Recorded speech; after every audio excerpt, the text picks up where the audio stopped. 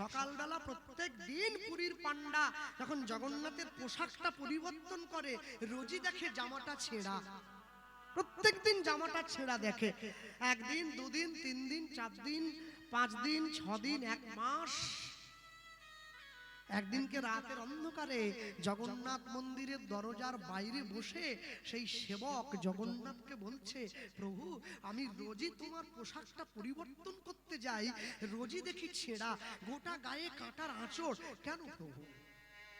কে তোমায় কষ্ট দিয়েছে, কে তোমায় আঘাত দিয়েছে? বলে শোনো, সব আঘাত দুঃখের নয়, সব আঘাত কষ্টের নয়, এটা আনন্দের।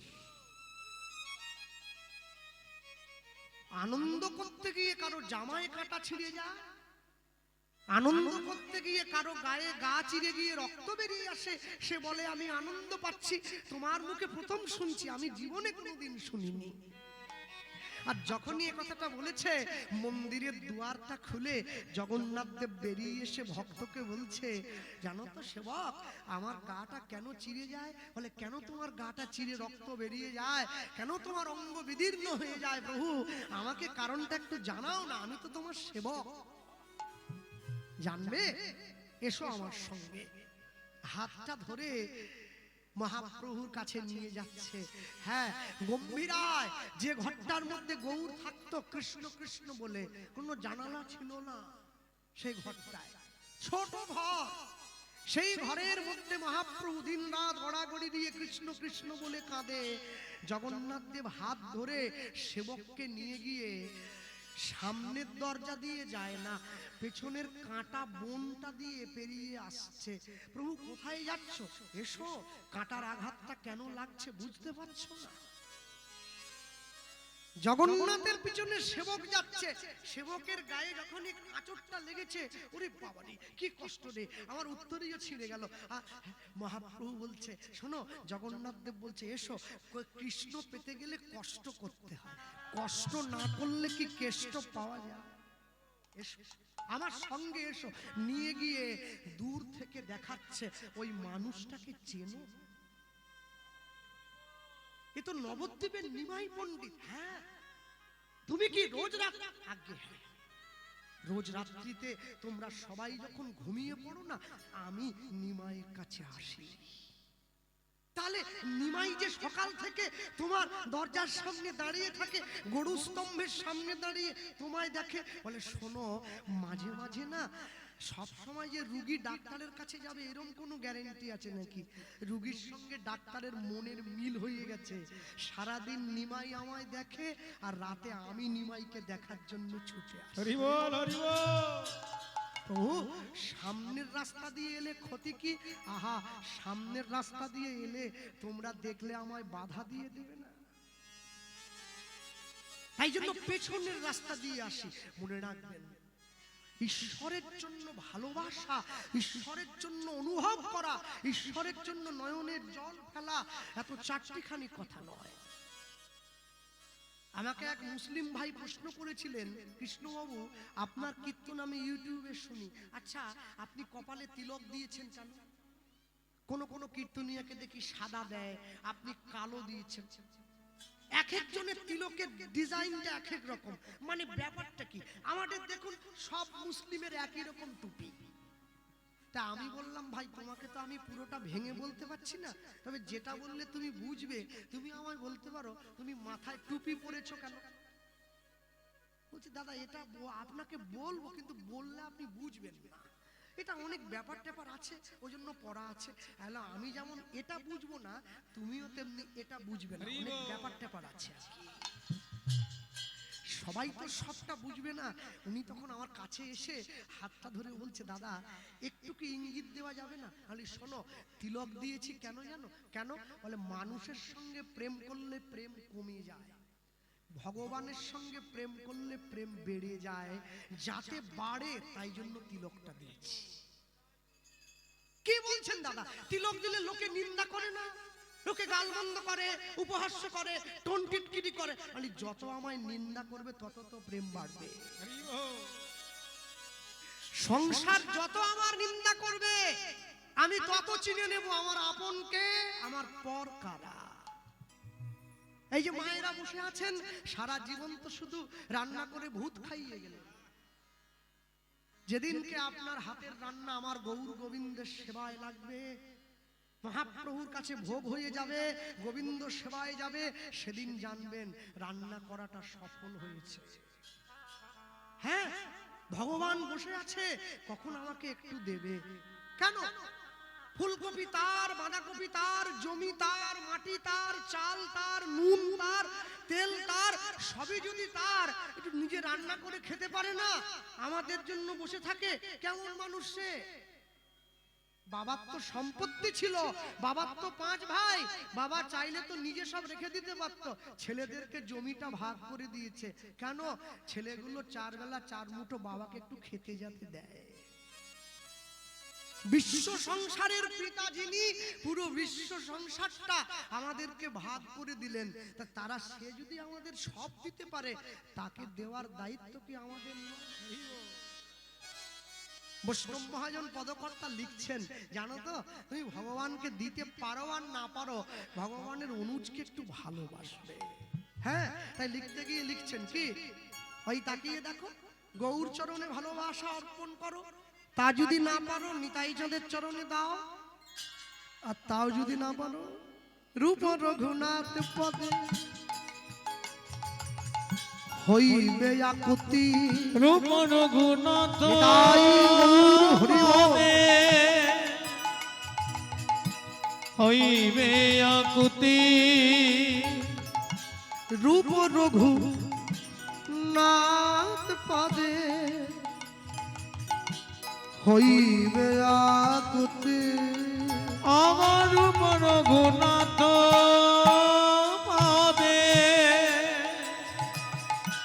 হইবে আকুতি। কবে হাম হে রব ওই যুগল প্রীতি। ও গো কবে হাম রব যুগল প্রীতি। অগ রূপ রঘু রূপ রঘু নাথ পদে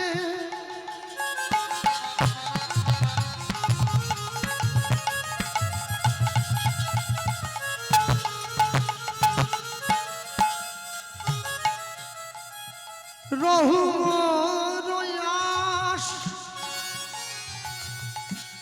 প্রার্থনা করই সদাই নরোত্তম দাস। অগো রূপ রঘু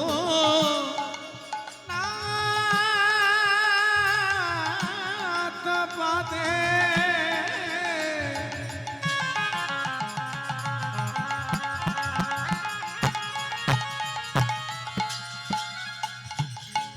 অগর ভুবন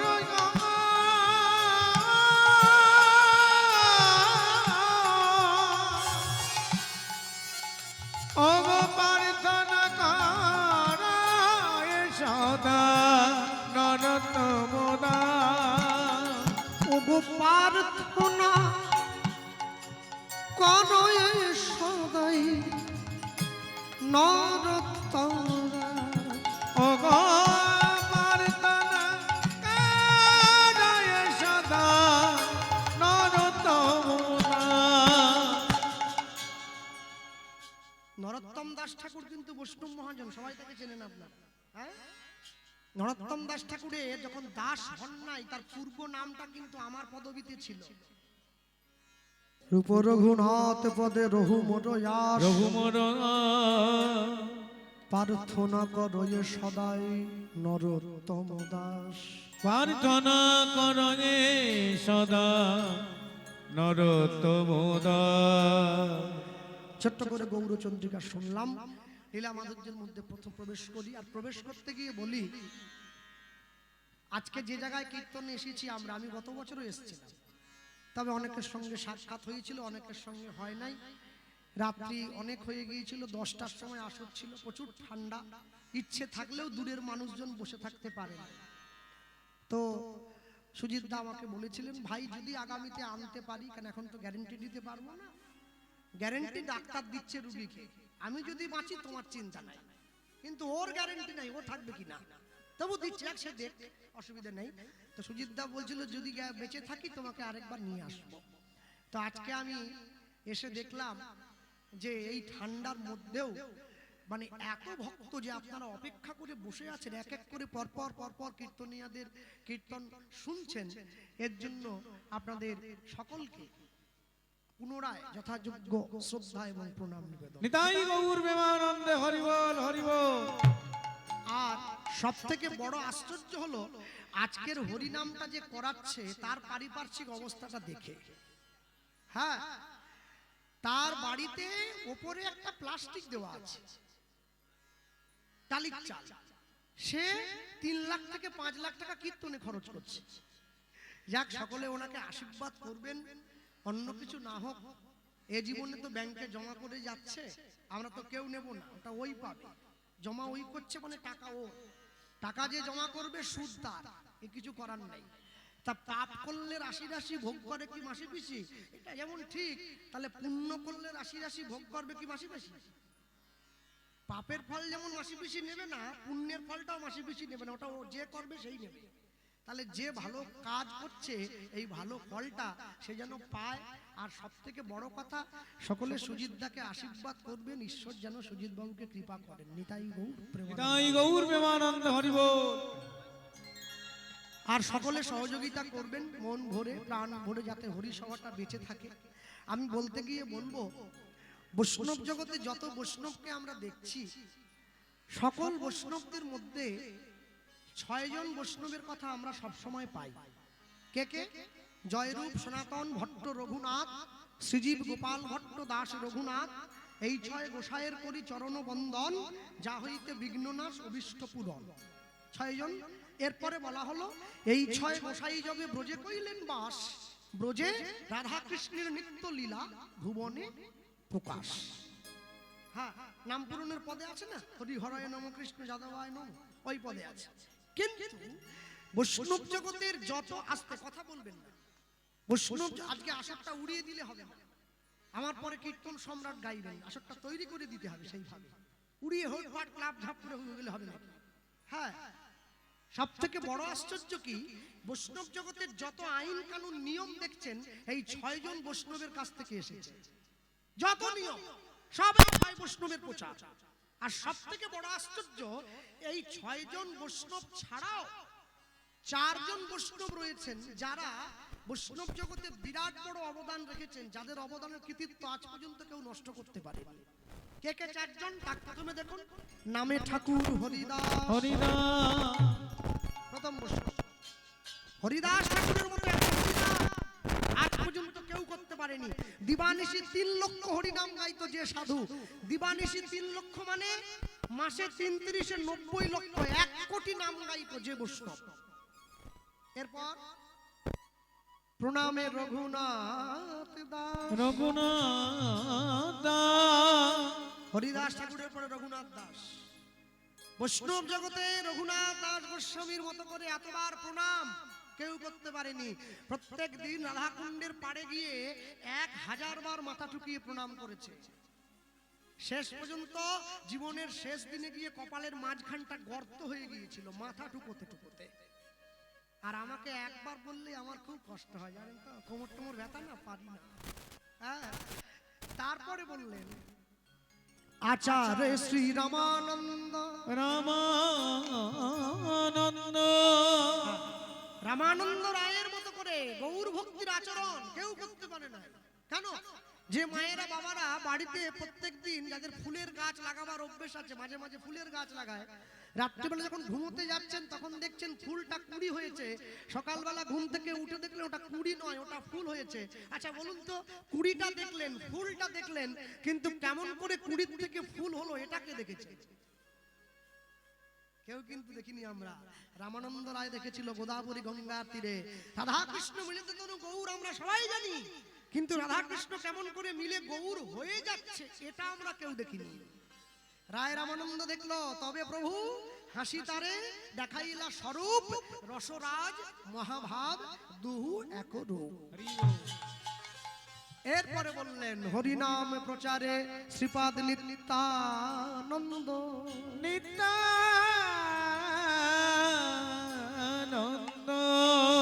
নিতাই চাঁদের মতো করে হরিনাম প্রচার। কোনো বৈষ্ণব করতে পারেনি। মার খেয়ে পর্যন্ত জগাই বাধাইয়ের মতো মাতালকে হরিনাম দিয়েছে।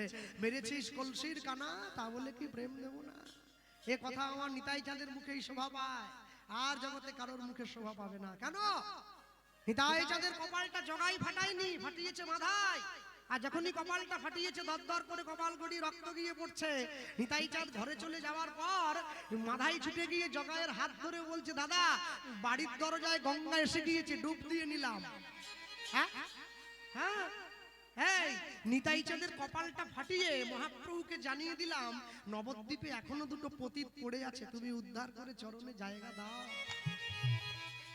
তবে তো মহাপ্রভু ছুটে এসেছে, তবে তো হরি নাম দিয়েছে, তবে তো আমরা পেলাম, নাহলে পেলাম কোথা থেকে?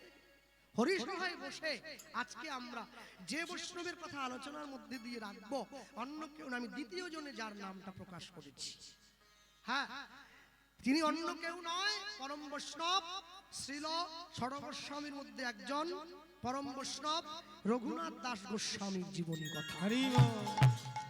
হ্যাঁ, যে মা খুঁটিতে ঠেক দিয়ে ওইদিকে বসে আছে, দেখে দাও, ওই যে মা আমার দিকে একটু ঘোরো, ওই যে, হ্যাঁ তোমায় বলছি তো, আমি তোমার নাতির মতো, একটু আমার দিকে ঘোরো, আমার দিকে না দেখলে আমি এত ভালো পাঞ্জাবিটা পরলাম, লোকে কি বলবে, বলে ওই দিকে তাকিয়ে আছে। হ্যাঁ, আমি বলতে গিয়ে বলবো, আপনাদের দক্ষিণ 24 পরগনার পরে হাওড়া, হাওড়ার পরে একটা জেলা পড়ে, জেলাটার নাম হচ্ছে হুগলি জেলা। হুগলি জেলায় একটা গ্রাম জায়গা আছে যার নাম ব্যান্ডেল, অনেকে নাম শুনেছেন। এই ব্যান্ডেল থেকে 21 কিলোমিটার দূরে গেলে একটা গ্রাম পড়ে, যে গ্রামটার নাম হচ্ছে আদি সপ্তক গ্রাম। এখন সপ্তক গ্রাম কেউ কেউ বলে। এই আদি সপ্তক গ্রামের দুইজন জমিদার, একই মায়ের পেটের দুই ভাই। বড় ভাইয়ের নাম হিরণ্য দাস, ছোট ভাইয়ের নাম গোবর্ধন দাস। কিন্তু আশ্চর্য কি জানেন, দুই ভাই এমনি ভাই নয়, দুই ভাই জমিদার ভাই। কিরম জমিদার?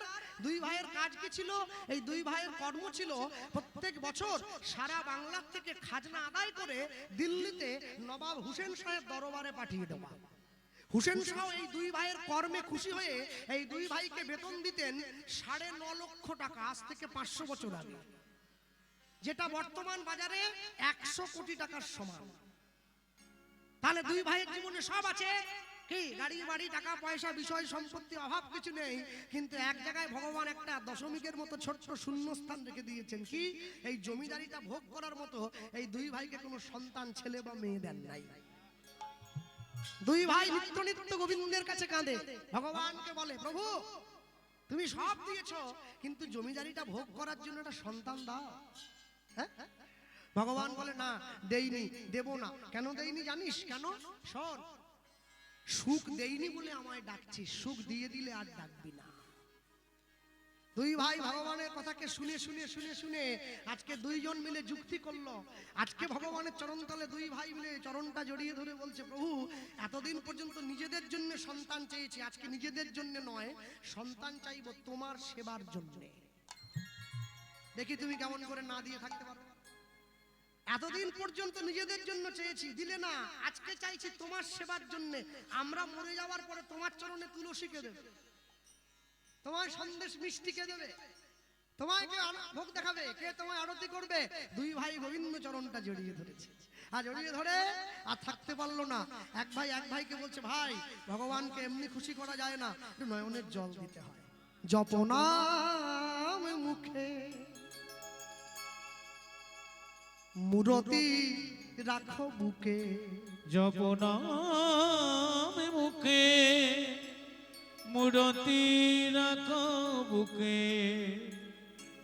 আনন্দে গাহো অবিরাম অবিরাম অবিরাম, শ্যাম রাধা শ্যাম রাধা শ্যাম রাধা শ্যাম ধ্বনি, শ্যাম রাধা শ্যাম রাধা শ্যাম, জপনাম মুখে মূরতি রাখো বুকে, জপনাম বুকে বাহু তুলে মূরতি বলো, রাখো তোমার বুকে জপ নাম মুখে মূরতি রাখো বুকে জপ নাম বুকে হরি হরি বল হরি বল মূরতি রাখো বুকে আনন্দে গাহো অবিরা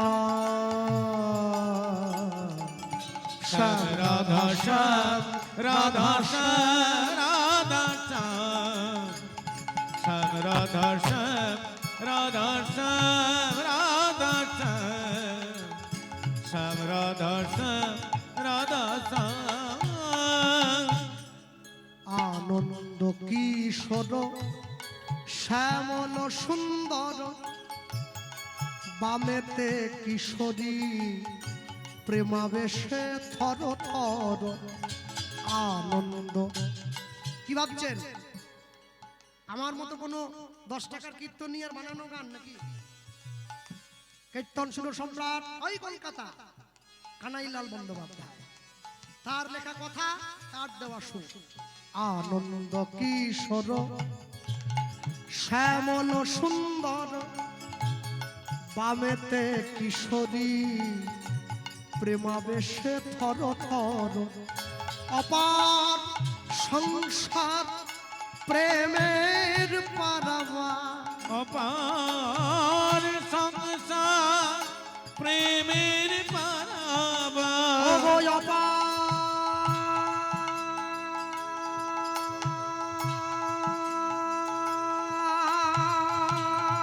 সংসার প্রেমের পারাবা অপার সংসার প্রেমের পারাবা গৃহ হবে ব্রজধাম ব্রজধাম ব্রজধাম শ্যাম রাধা শ্যাম রাধা শ্যাম নিতাই গৌর হরি হরি বল শ্যাম রাধা শ্যাম রাধা শ্যাম রাধা শ্যাম শ্যাম রাধা শ্যাম রাধা শ্যাম জয় নিতাই। আমাদের ছেলেটা পড়াশুনো করছে, একটু আস্তে হরি নাম করুন দাদা। পাশের বাড়ির লোক বলছে নামাজ তো মুসলমানি আরবি কথা নয়, আরবের লোকরা নামাজ, আরবের মুসলমানরা নামাজকে নামাজ বলে না, কি বলে বলেন? সালা। নামাজ নয়, নামাজ হচ্ছে সংস্কৃত শব্দ নমঃ যুক্ত অজ। তোমার ইষ্টবস্তুর সামনে মাথা নত করো, নাম জপে যাবে গোলক ধামে, শোক তাপ হবে দূর এই হরি নামে। উলুধ্বনি যাবে গোলক ধামে সুক্ত হবে দু শ্রী হরি নামে ওগো নাম জপে যাবে গোলক ধামে, শোক তাপ হবে দূর শ্রী হরি নামে। সাধন সিদ্ধি হবে পূর্ণ হবে মনস্কার, সাধন সিদ্ধি হবে পূর্ণ হবে মনস্কার তোমাদের সাধন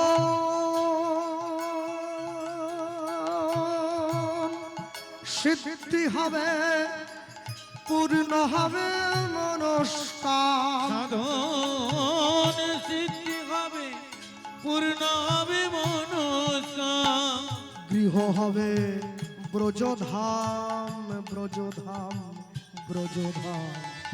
শ্যাম রাধা শ্যাম রাধা শ্যাম হরি হরি বল হরি বল শ্যাম রাধা শ্যাম রাধা শ্যাম জপনা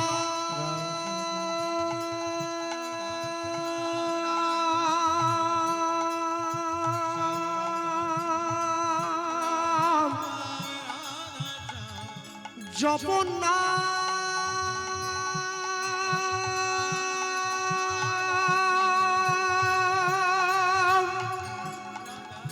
জপনা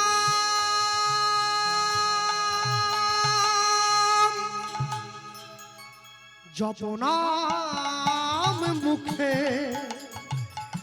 মূরতি রাখো বুকে, জপনাম মুখে মূরতি রাখো বুকে, আনন্দে গাহো অবিরাম। শ্যাম রাধা শ্যাম রাধা শ্যাম রাধা শ্যাম, নাম জপ ভাই,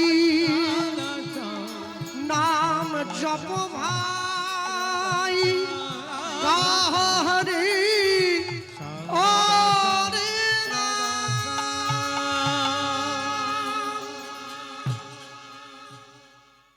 ভগবান সব সইতে পারে, দুটো জিনিস পারবে না, একটা ভক্তের চোখের জল, একটা ভক্তের অহংকার। দুই ভাইয়ের নয়নের জল যেই গোবিন্দ চরণে পড়লো, আর ভগবান থাকতে পারলো না, দৈববাণী করে দিয়েছে, হিরণ্যগোবর্ধন আচিরাতে তোমাদের ঘরে এক পুত্র সন্তান জন্ম গ্রহণ করিবে, জন্মগ্রহণ করিবে, আমার ভক্তির বলে সন্তান বলবান হইবে, বলবান হইবে, এই সন্তান না রহিবে তোমাদের ঘরে, তোমাদের ঘরে, জগৎ মাঝে আমার লীলা কথা প্রচার করিবে দারে দারে, প্রচার করিবে দানে দানে। চাইলে চোরের জন্ম দেওয়া যায়, চাইলে চিটিংবাজের জন্ম দেওয়া যায়, চাইলে ঘুষখোর সুদখোর ফেরেববাজের জন্ম দেওয়া যায়, চাইলে সাধুর জন্ম দেওয়া যায় না। তাহলে তো জগতে সবার মা সাধুর মা হয়ে যেত, চোরের মা থাকতো নাকি? তাই জন্ম যদি দিতে হয় সাধুর জন্ম দেবেন, চোর নয়, চোর নয়। যারা বৈষ্ণব সেবায় যায়, ভক্ত সেবায় যায়, দেখবেন সেবা করার শেষ মুহূর্তে একটা জয়ধ্বনি দেয়, সাধু সাবধান। চোর সাবধান নয়, সাধু। কি আস্তে বিশ্বকবি রবীন্দ্রনাথ ঠাকুর যেমন আমার তেমন বাংলাদেশের, কাজী নজরুল ইসলাম যেমন বাংলাদেশের তেমন আমার, কি তাই? তাহলে এক কবি লিখছেন আমার মাথা নত করে দাও হে তোমার চরণ ধুলার তলে, কে লিখছেন? বিশ্বকবি রবীন্দ্রনাথ। আর আরেক কবি লিখছেন বলবীর চির উন্নত মম শির। ভালো, আজকে তোমাদের সামনে মনে রাখবেন, যারা এই আসরে বসে আছেন, যারা গুরু দীক্ষা নিয়েছেন এবং যে সমস্ত গুরুরা বসে আছেন, সবার চরণে আমি প্রণতি নিবেদন করি। আমি সকলকে বলবো, জগতের সকল গুরুদেবদেরকে বলবো, যখন আপনার শিষ্য আপনার কাছে গিয়ে নিজের কর্ণমূলটা বাড়িয়ে দেবে দীক্ষা দেওয়ার জন্য, শুধুমাত্র দীক্ষা মন্ত্র দেবেন না, সেই সঙ্গে সঙ্গে একটু ধর্ম রক্ষারও মন্ত্রটা কানে দিবেন। হরিবল হরিবল।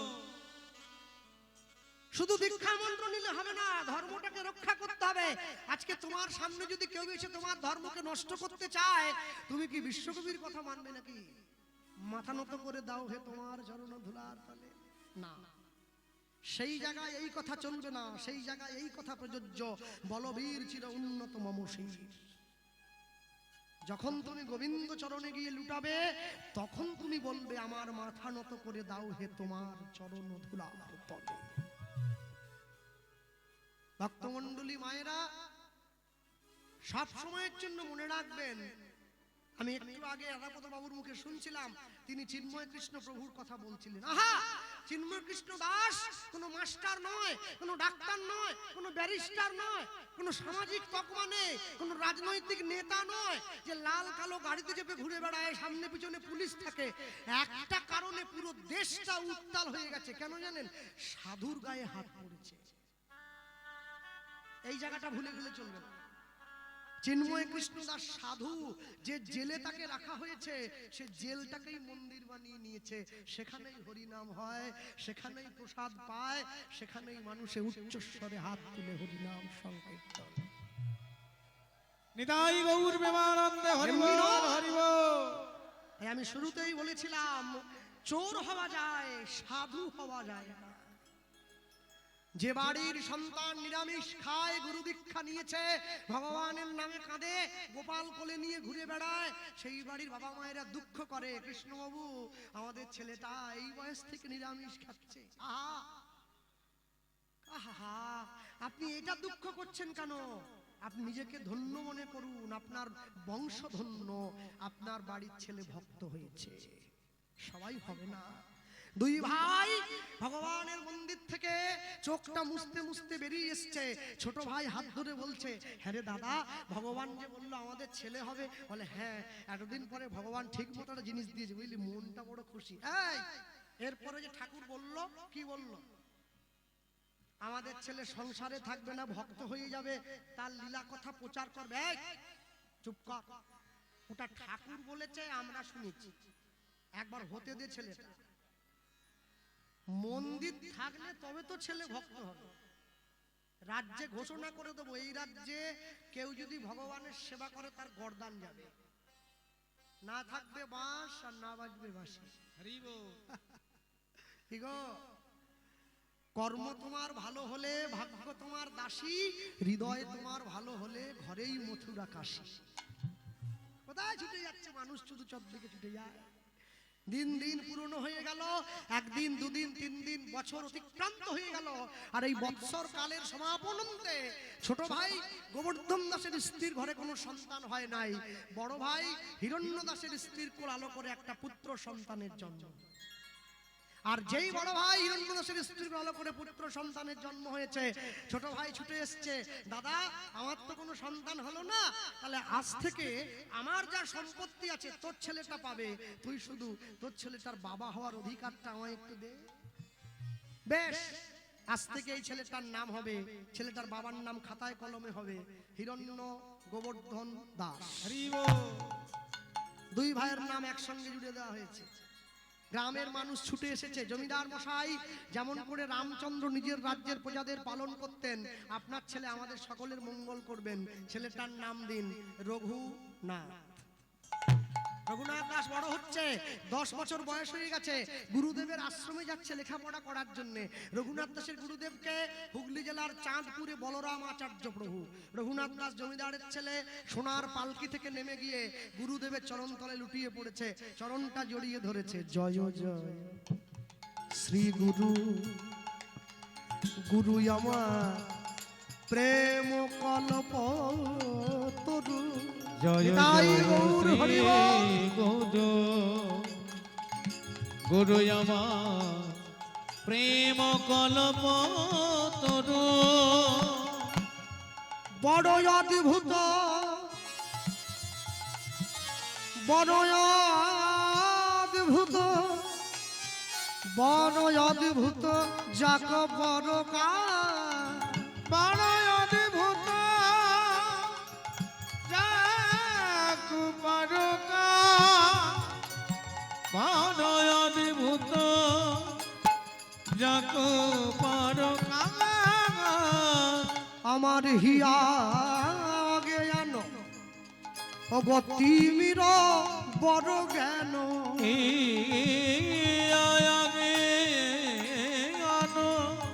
এতদিন পর্যন্ত মোর মন অন্ধকারে ছিল, গুরুদেব জ্ঞান রূপী চন্দ্রের প্রকাশ করলেন, জ্ঞান সুচন্দ্র কিরণে করুণা।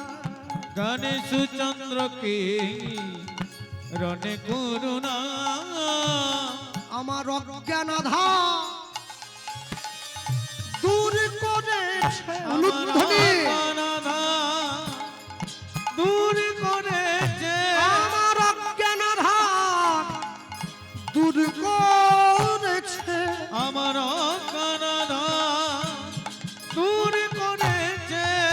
জ্ঞানের বাতি জ্বালায় দিয়ে অজ্ঞান দূর করেছে, বলি পরম দয়াল শ্রী গুরুদেব আমার অজ্ঞান দূর করেছে। আমায় চরণ তলে আশ্রয় দিও, আমার অজ্ঞান দূর করেছে। আমি নিলাম নিলাম শরণ নিলাম, অজ্ঞান দূর করেছে। আমি তোমার চরণ জড়াইয়ে ধরলাম।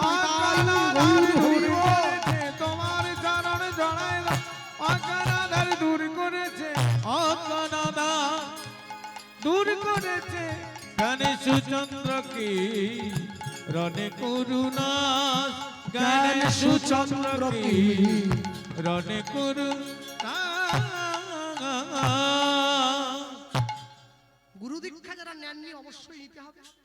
আর যদি গুরু দীক্ষা না নিয়ে থাকেন, গুরুচরণে ভক্তি আনার জন্য, যাতে গুরুদেবের চরণের প্রতি মোহটা যায়, যাতে গুরুদেবের চরণের প্রতি আসক্তি তৈরি হয়, তার জন্য সকলকে গলায় তুলসীর মালা পরতে হবে। কেউ বাদ থাকবে না, সবাই পড়বে। আমি ভরা সময় প্রচার করে গেলাম।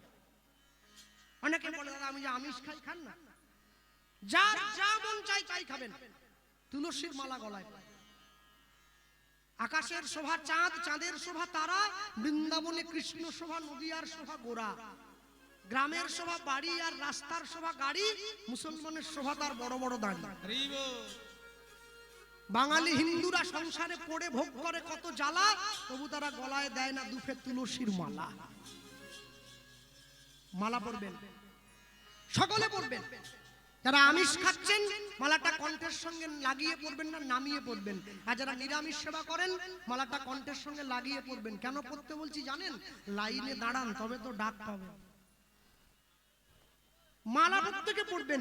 তুলসীর হার জেনা পরে ছাড়, বৃথা জন্ম গেল তার। তুলসীর মালা সকলকে পড়তে হবে। ভক্ত এখন ছড়িও না, পরে দেবে, এখন নয়। আমাদের কীর্তন শেষ, পরবর্তী সম্প্রদায় আসবে, সেই সময় ছড়িয়ে দেবে। আমিও দুটো গুড়বো তাহলে। এখন দাঁড়াও, তুলসীর মালা সকলকে পড়তে হবে। রঘুনাথ দাসকে তুলে ধরে গুরুদেব বক্ষ মাঠে জড়িয়ে ধরে বলে উঠছেন, আচ্ছা রঘুনাথ, তুমি যে এত ভালো ভালো কথাগুলো আমায় জড়িয়ে ধরে বললে, বাবা আমায় বলতে পারো এত ভালো ভালো কথাগুলো তোমায় কে শিখিয়ে দিয়েছে? গুরুদেব বলছে, আগে যে রঘুনাথকে বলছে, রঘুনাথ বলছে, আগে গুরুদেব আমাকে কেউ শিখিয়ে দেয়নি। তাহলে কেউ যদি না শেখায় তুমি এমনি এমনি বলে দিলে?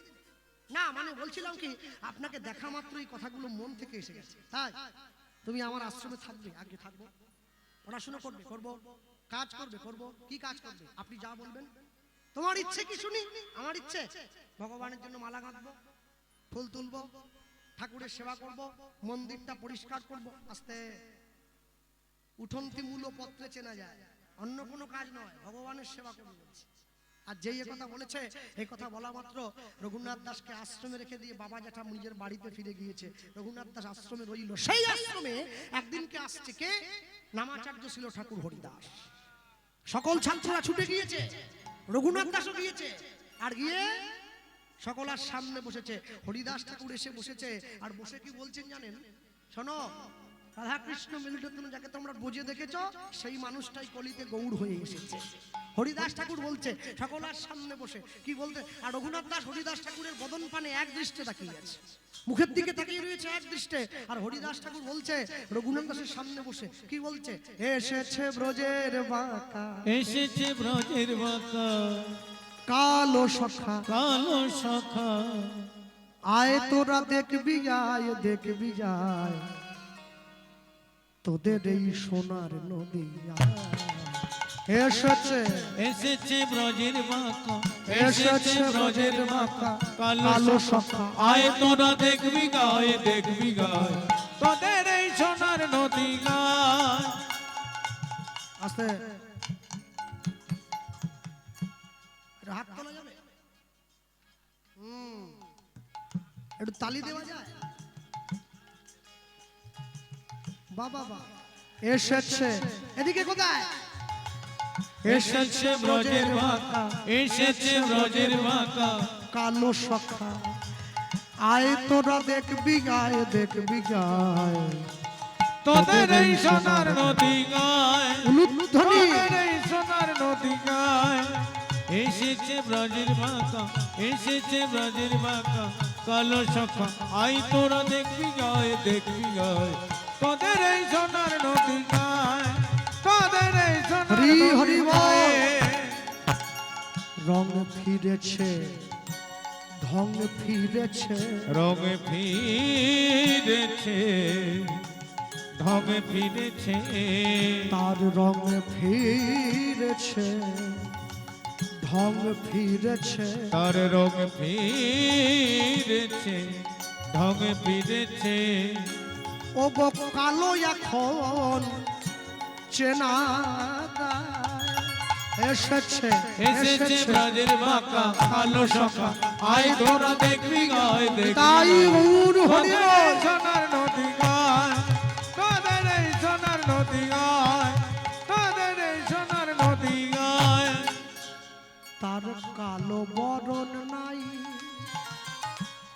কালো বরণ নাই, ওগো রাই অঙ্গে অঙ্গ মেখে গৌর হলো তাই। ও তার কালো বরণ নাই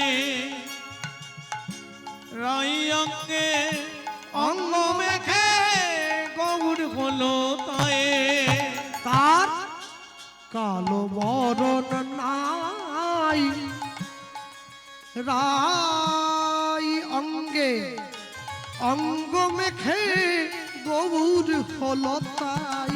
ও এবার তার ব্রজের ধুলো খেলা, প্রেমের খেলা খেলতে এলো নদিয়ায় নদিয়ায়। তোদের এই সোনার নদী গায় তাই গৌর হরি হরি বল। নদী গায় এসেছে ব্রজের বাঁকা এসেছে ব্রজের বাঁকা কালো সখা আই তোরা দেখবি গায় দেখবি গায় তোদের এই সোনার নদী গায় তোদের এই সোনার নদী গায় তোদের এই সোনার নদী গায়ে শ্যাম রাধা প্রেমে ঋণী হয়েছে, ওগো হাতের বাঁশি কেড়ে শ্যামে বিদায় দিয়েছে।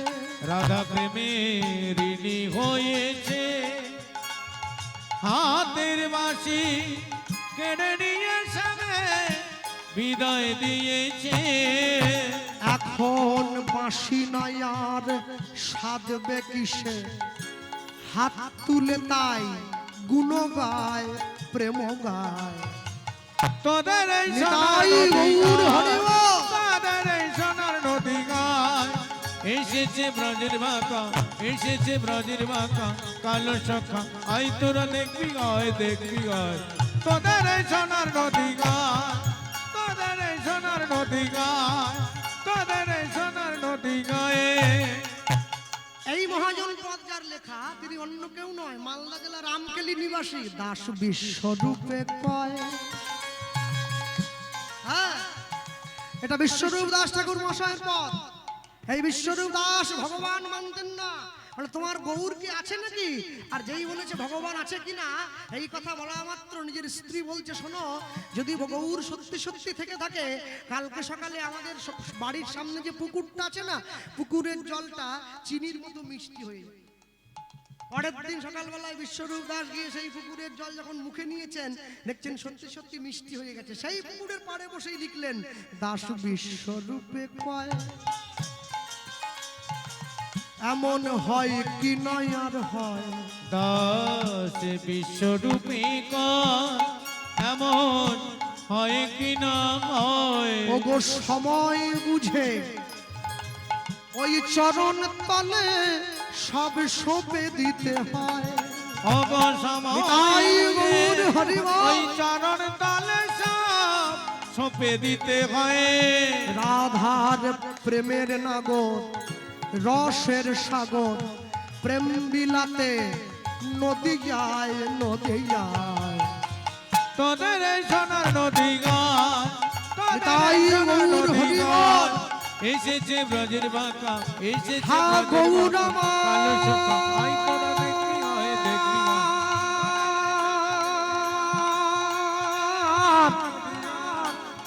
তুমি করুণা করো এই জগজনে কৃপা করো, কৃপাময় কৃপা করো। নদী গায়ে আমি তোমার হলাম, আমি তোমার গোলাম আমি তোমার হলাম, আমি তোমার গোলাম আমি তোমার হলাম। আমি তোমার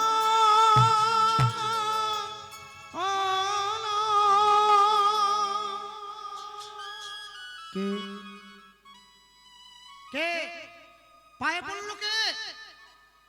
হরিদাস ঠাকুর পায়ের দিকে তাকিয়ে দেখছে ছোট একটা ছেলে চরণটা জড়িয়ে ধরে বলছে আমি তোমার হলাম। ঠাকুর আমার নাম রঘুনাথ। এ কি, কে তুমি? আমি হিরণ্য গোবর্ধন দাসের একমাত্র উত্তর। ও তুমি সেই জমিদারের ছেলে, আমাকে তোমার কথা বলেছিল তোমার গুরুদেব, তুমি আমার পায়ে পড়লে বাবা। হ্যাঁ ঠাকুর, আজ থেকে আমি তোমার হয়ে গেলাম। না না, আমার হয়ে গেলাম বললেই কি হয় ঠাকুর? আমি তো আমার নামটা বললাম, তুমি তো তোমার নামটা বললে না। ওরে পাগল, আমার নাম হরিদাস। বাহ, এই জগতে সবাই মায়ার দাস, গাড়ি বাড়ির দাস, বিষয় সম্পত্তির দাস, ছেলে মেয়ের দাস, স্ত্রী পুত্রের দাস, তুমি কিনা হরির দাস। আমার বড় ভালো লেগেছে তোমায় জানো, যাকে দেখিলে মুখে আসে কৃষ্ণ নাম, জানিবে সেই বৈষ্ণব, তাকে করিবে প্রণাম। কিবা বিপ্র কিবা নেশী শূদ্র কেন নয়, যেই কৃষ্ণ তত্ত্ববেত্তা সেই গুরু হয়। চরণটা জড়িয়ে ধরেছে। ঠাকুর আমাকে তোমার সঙ্গে নিয়ে চলো না। রঘুনাথ তুমি তো জমিদারের ছেলে, গাড়ি বাড়ি বিষয় সম্পত্তি সুখ বিলাস বৈভব ত্যাগ করে তুমি আমার মতো ভিখারি ফকিরের সঙ্গে দিন কাটাবে। রঘুনাথ তোমার কষ্ট হবে বাবা। না ঠাকুর, আমি আবেগ দিয়ে বলি নাই, আমি বিবেক দিয়ে বলেছি। বেশ, একদিনের জন্য যদি আমি গৌরকে ভালোবেসে থাকি, একদিনের জন্য যদি গৌরকে আপন করে থাকি, আমি হরিদাস তোমার মাথায় হাত দিয়ে আশীর্বাদ করলাম। জীবনের সঠিক লগ্নে আমার গৌর তোমায় কৃপা করে তার নিজের চরণ তলে জায়গা দিয়ে দেবে। হরিদাস কৃপা কইলা রঘুনাথের উপরে, রঘুনাথের উপরে সেই কৃপার কারণ হইল, কারণ হইল চৈতন্য চরণ পাইবারে, চৈতন্য চরণ পাইবারে। যার সৎ গুণে গোসাই রঘুনাথ দাস, রঘুনাথ চৈতন্যে জন্মাইল ভক্তি, জন্মাইল ভক্তি, জন্মাইল বিশ্বাস, জন্মাইল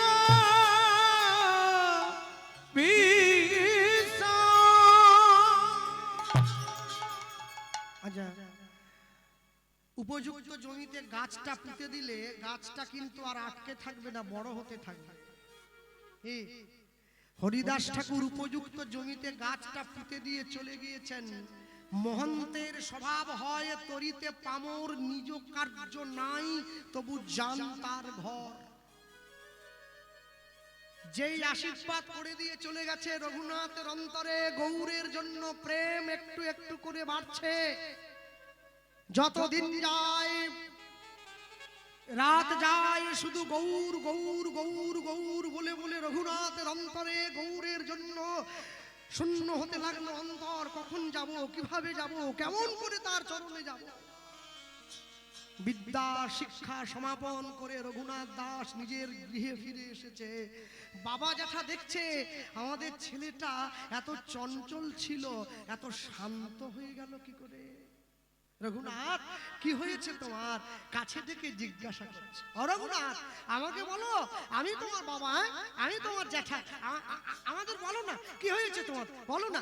বাবা বাবা আমি আমি আমি গৌর চরণে যাব। চমকে উঠল।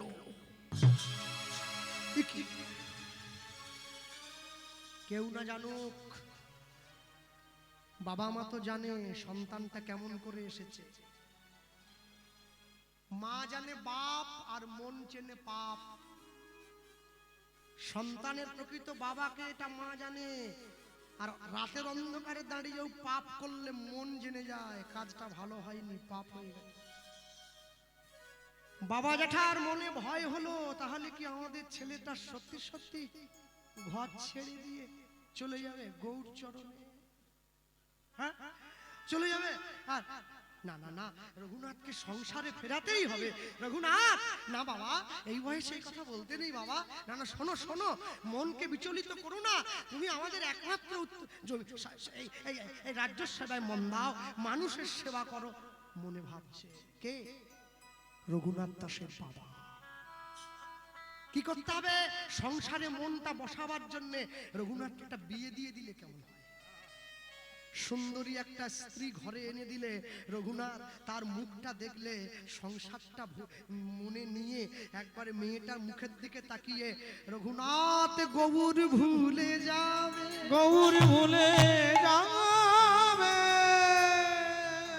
রঘুনাথ গৌরাঙ্গ ভুলিবে, গৌরাঙ্গ ভুলিবে, গৌরাঙ্গ ভুলিবে, গৌরাঙ্গ ভুলিবে। বঙ্কিমচন্দ্র চট্টোপাধ্যায় কপালকুণ্ডলা উপন্যাসে লিখেছিলেন, আমি তোমার সঙ্গ না ছাড়িলে তুমি আমার সঙ্গ ছাড়িবে কৃপকালে। হরিদাস ঠাকুর 22 বাজারে বেত্রাঘাত সহ্য করার পর কি বলেছিল? হুজুর, আমি নাম ছেড়ে দিলেও নাম আমাকে ছাড়ে না। তুমি গৌরকে ছেড়ে দিলেও একবার চেষ্টা করে দেখো তো গৌর তোমায় ছাড়ে কিনা। হ্যাঁ, রঘুনাথের মনে বড় দুঃখ। বাবা জ্যাঠা দুঃখ ভোলাবার জন্য পাত্রীর সন্ধান করছে। উপযুক্ত পাত্রী কোথায় পাওয়া যায়? যাকে তাকে তো রঘুনাথের বৌমা করে আনা যাবে না। রঘুনাথ দাসের গৃহে প্রত্যেকদিন একটি বিধবা মা আসতেন ঘর পরিষ্কারের জন্য, যে মায়ের নাম ছিল রেবতী দাস। তার বিবাহযোগ্য সুন্দরী একমাত্র কন্যা ছিল, মেয়েটার নাম ছিল কমলা। যখনই জমিদার মশাই দুইজনকে সেই বিধবা মাকে দেখেছে, ছুটে গিয়ে কাছে দাঁড়িয়ে বলছে, রেবতী, কালকে সকালে তুমি একটু ঘরে থাকবে, আমরা দুই ভাই তোমার ঘরে যাব। কেন জমিদার মশাই? না না, একটু দরকার আছে, গিয়ে বলবো। পরের দিন প্রভাতে দুই ভাই স্নান করে শুদ্ধ বসন করে সোনার পালকিতে করে রেবতী দাস নামক কর্মচারীর গৃহে গিয়ে উপনীত হয়েছে। আস্তে বড় লোকের দরজায় গরিব যদি আত্মীয় হয়ে আসে বড় লোক খুশি হয় না, কিন্তু গরিবের দরজায় বড় লোক যদি আত্মীয় হয়ে আসে গরিব বড় আনন্দ পায়। আজকে আমার গৃহে কে এসেছে তো দেখো, জমিদারের পদধূলি পড়েছে। জমিদার মশাই আসুন, একবার আসুন না। জানেন, আমি বড় অবাক হয়ে যাই, খুব মনে ভাবি। কি ভাবি বলুন তো? মাঝে মাঝে চিন্তা হয়, যারা আমরা হরিনাম করি, আমরা কীর্তন করি, আমাদেরকে বসিয়ে মানুষে আরতি করে। কীর্তনিয়াকে আরতি করছে, কীর্তনিয়া আরতি নিচ্ছে, এর ভয় নেই এতটুকু? হ্যাঁ, পা ধোয়াবার জন্য গৃহস্থ একবারে থালা বের করে নিয়ে চলে এসেছে, আর আমি জুতো খুলে একবারে কাপড় টাপড় গুটিয়ে তৈরি হয়ে যাচ্ছি। সাবান টাবান মেখে পা ফসা করে ধোবে না? একবার ভাবতে হবে, আমার পা সে ধোয়াতে পারে, আমার বাড়ানোটা কি উচিত নাকি? পা ধোয়াবে কার? যে সর্বত্যাগী, যার মোহ নাই। আমার তো মোহে ভরা এই দেহ, তুমি পা ধোয়াচ্ছ কি করে? নিয়ে গিয়ে সামনে বসিয়েছে, শুদ্ধ আসন পেতে দিয়েছে। জমিদার মশাই বসেছেন। মা রেবতী, একটা কথা বলবো, তোমার একটা মেয়ে আছে না? আছে। একবার ডাকা যাবে মেয়েটাকে? হ্যাঁ নিশ্চয়ই। কমলা, একবার আয় মা। জমিদার মশাই ডাকছে। মেয়েটা এসেছে শতচ্ছিন্ন বসন পরে। হ্যাঁ, আর যেই শতচ্ছিন্ন বসন পরে মেয়েটা এসেছে, জমিদার মশাই সামনে দাঁড়িয়ে, আহা অপূর্ব, এই মেয়েটাকেই তো দরকার আমাদের সংসারে, আমাদের সন্তানের পুত্রবধূ করে নিয়ে যাব। একে আমরা যা বলবো এ তাই শুনবে। প্রণাম করছে, চরণে হাত দিয়ে, মা তোমার নাম কি? আমার নাম কমলা, একটা কথা বলবো, রাখবে? হ্যাঁ। তোমার জীবনে অনেক কষ্ট জানো মা, ঘর মুছতে হয়, বাসন ধুতে হয়, রান্না করতে হয়, একটা জিনিস ভিক্ষে চাইছি, দেবে? আগে জমিদার মশাই, আপনারা আমার পিতৃতুল্য, বলুন না কি দেব? যাবে আমাদের ঘরে, আমাদের সংসারে রঘুনাথের স্ত্রী হয়ে, আমাদের কুলবধূ হয়ে, আমাদের সংসারের লক্ষ্মী হয়ে। যেই এ কথা বলেছে, মেয়েটার চোখে জল এসে গিয়েছে। এ কি বলছে?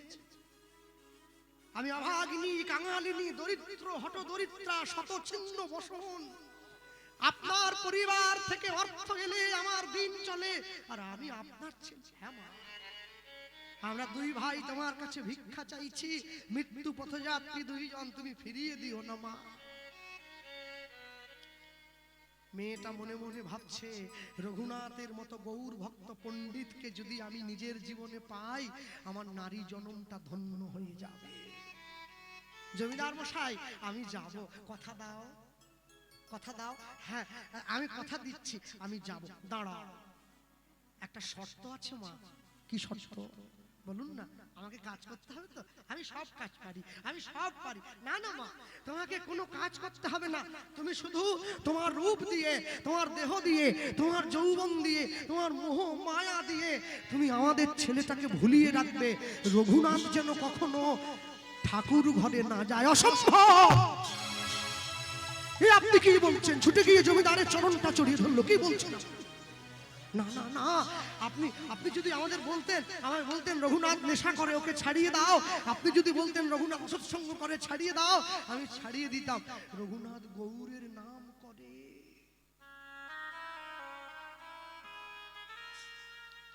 মদের নেশা, বিড়ির নেশা ধরলে কাউকে ছাড়ে, গৌর প্রেমের নেশা কাউকে যদি ধরে, তাকে কি রাখা যায় মায়ার সংসারে? মা, তুমি যে কথা দিলে মা, আমায় কথা দাও, কথা দাও, আমার ছুঁয়ে কথা দাও। তুমি আমাদের ঘরে, আমরা আমরা মেয়েটা বুঝে নিয়েছে। মেয়েটা মনে মনে বুদ্ধি করছে, আচ্ছা আচ্ছা আচ্ছা, আমার স্বামী গৌরচরণে যাবে বলছে, জমিদার মশাই আমাকে পুত্রবধূ করে নিয়ে যেতে চায় আমাদের ছেলে, ওই ছেলেটাকে আটকানোর জন্য, যাতে গৌরচরণে না যায়। আচ্ছা বলুন, আমি তো ওকে আটকে রাখতে পারবো না, ও চলে যাবে, আজ হোক কাল চলে যাবে। আচ্ছা, একটা বুদ্ধি করলে হয় না? কি? আমার স্বামী যদি গৌরচরণে চলে যায়, আমি কি পড়ে থাকবো? ও যদি যায়, একবারের জন্য হলেও তো মহাপ্রভুকে বলবে, প্রভু আমার স্ত্রী আমাকে এই পথে পাঠিয়েছে, সেদিন আমার জনমটা ধন্য হয়ে যাবে, সেদিন আমার জনমটা ধন্য হয়ে যাবে। মা, তাহলে কথা দাও, তুমি আমাদের ঘরে লক্ষ্মী হয়ে যাবে। হ্যাঁ, দিলাম কথা। নিজের গৌরচরণের রাস্তাটা পাকা করে রাখছে, পাকা করে নিচ্ছে। আমি যাই। শোনো, যে মেয়েটা, যে বাড়ির বৌমা ভালো রান্না করতে পারে, সে আদর্শ গৃহবধূ নয়। যে অনেক দূর পড়াশোনা করেছে, সে আদর্শ গৃহবধূ নয়। যে বাড়ির বৌমা দেখতে খুব সুন্দর, সে আদর্শ গৃহবধূ নয়। যে বাড়ির বৌমা পরিবারের সকলের হাত ধরে আর গৌর গোবিন্দ চরণে নিয়ে যেতে পারে, সেই হচ্ছে আদর্শ গৃহবধূ। নিতাই গৌর হরি বল, হরি বল। আমি সবাইকে বলবো, বাড়ির বৌমাকে বলবে, মা একটু ভগবানের নাম ছেড়ো না তুমি। হ্যাঁ, রঘুনাথ দাসের বিয়ে হয়ে গেল মেয়েটির সঙ্গে। সকলে আশীর্বাদ করছে, রঘুনাথ জীবনে সুখী হও, অনেক বড় হও। আশীর্বাদ করে দিয়ে ফুলশয্যার ঘরে প্রবেশ করিয়ে দিয়ে চলে গিয়েছে। কমলা বসে রয়েছে মাথায় ঘোমটা দিয়ে। রঘুনাথ দাস যেই ঘরের মধ্যে প্রবেশ করলো, মেয়েটা পালঙ্ক থেকে নেমে এসে রঘুনাথ দাসকে প্রণাম করছে। আপনি আমার প্রণাম গ্রহণ করুন। রঘুনাথ দাস বলছে, জানো তো কমলা, তাকিয়ে দেখো, এই ফুল দিয়ে সাজানো পালঙ্কের উপরে আমরা আজ আমাদের জীবনের প্রথম রাত্রি। জানো তো, শোনো, মানুষ যেদিন ফুলের উপরে ঘুমায় তার ফুলশয্যা হয়, আর ফুল যেদিন মানুষের উপরে ঘুমায় তার অন্তিম শয্যা হয়। বলো, তুমি কোনটা চাও? তুমি কোনটা চাও? স্বামী, আমি চাই কি জানো, এই ফুলটা মালা হয়ে আমার গলায় থাকবে সারা জীবন। রঘুনাথ দাস হাতটা বাড়িয়ে দিয়েছে, আমায় কিছু দেবে না ফুলশয্যার রাত্রিতে? তুমি তো জমিদার, তোমায় কি দেবো আমি? আমার কি আছে তোমায় দেওয়ার মতো? একটা জিনিস আছে, কি জানো, নারী জাতির জীবনের সব থেকে উল্লেখযোগ্য বস্তু হলো তার সম্মান। এই সৎ চরিত্র আজ থেকে আমি তোমার হাতে তুলে দিলাম। আচ্ছা, সব জায়গায় গাইতে চাই না, পরিবেশটা ভালো হলে তাই গাইছি। আমরা বিশ্বকবির ভাষা দিয়ে তো বলতেই পারি, এত কষ্টের মধ্যে দিয়ে বিশ্বকবির কথাটা মনে পড়ে না? মম জীবন যৌবন, অমর সৃষ্টি, মম জীবন যৌবন, মম অখিল ভুবন,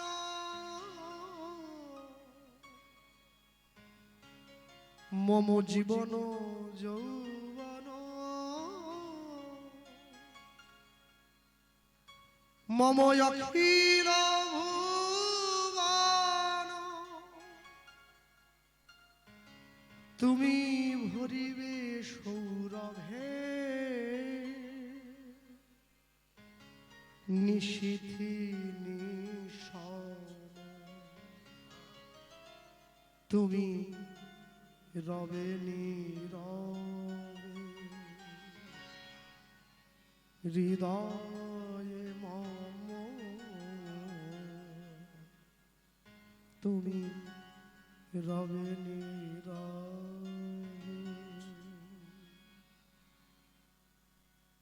আমার হৃদয় মাঝে তুমি থাকবে সারা জীবন, আর আমি কিচ্ছু চাই না তোমার কাছে, তুমি কিচ্ছু চাই না।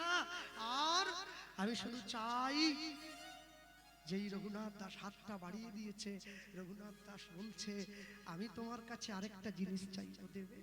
কি জিনিস? তোমার সম্মান রক্ষা যেমন আমি করব, আমাকেও তো উচিত তোমার কিছু দেওয়া। বলো না, কি কি দেবে তুমি? স্বামী কি আমাকে সোনা দানা দেবে, গয়নাগাটি? না, ওসব তো তোমার, সব তুমি নিয়ে নাও, আমার শুধু একটা অনুমতি দিয়ে দাও। কি অনুমতি? ওই যে আমি গৌর বদন করি ধারণ চাইছি। যত চাইছে রঘুনাথ দাসের স্ত্রীর পায়ের তলা থেকে মাটিটা সরে যাচ্ছে। যেই ভয়টা পেয়েছিলাম সেই ভয়টা চেয়ে বসলো। গৌর বদন করি ধারণ রাখবো হিয়ার মাঝে, গৌরাঙ্গে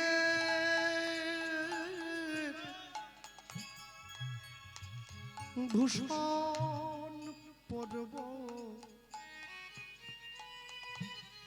আমার যেখানে যা সাজে।